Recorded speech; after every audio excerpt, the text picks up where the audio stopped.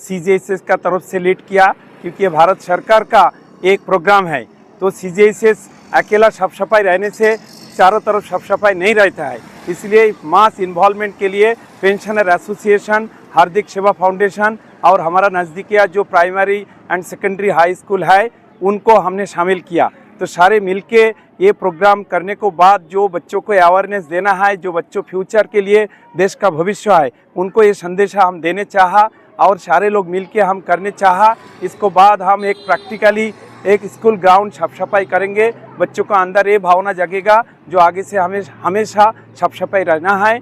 और ये जो प्रदूषण हो रहा है, इससे जो हमारा एटमॉस्फेयर बहुत हॉट हो रहा है और बहुत ख़राब हो रहा है, उसके लिए भी हमें ग्रीन विजन रखना है। एक पेड़ माँ को नाम से हम कोई पेड़ आज लगाने चाहता हूँ। स्वच्छता अभियानाअंतर्गत PM Shri ordnance factory school Ambarnath यांच्या विद्यार्थी आणि तसेच आमच्या परिसरातील CGHS हॉस्पिटल पेन्शनर असोसिएशन यांच्या वतीने आज जनजागृती जे अभियान आहे ते स्वच्छतेबाबत ते राबवण्यात आलेलं आहे। यामुळे मुलांच्या मार्फत पूर्ण आपल्या परिसरामध्ये स्वच्छता कशी ठेवायची, त्याचे परिणाम आणि दुष्परिणाम हे सगळं त्यामुळे सगळ्यांना कळेल आणि सगळ्यांना जागृत होतील। आपल्याकडे स्वच्छता अभियान हे गाडगे भवनपासून सुरू झालं होतं।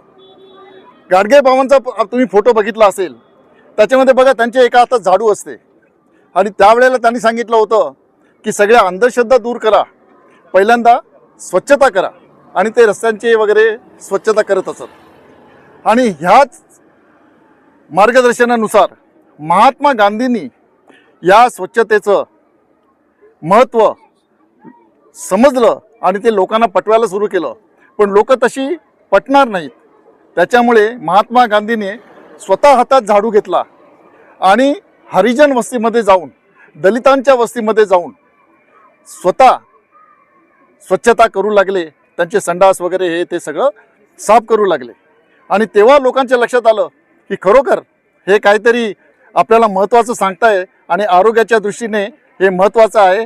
त्यामुळे लोकांनी त्यांना सपोर्ट करायला सुरुवात केली।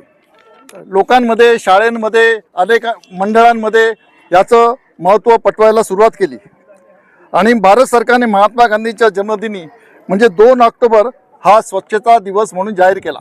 आपल्याला आठवत असेल की आम्ही आता 70-75 वर्ष झालो, लहानपणीच 2 ऑक्टोबरला शाळेमध्ये आम्ही स्वच्छता अभियान राबवायचो आणि अजूनपर्यंत ते तसंच चालू आहे।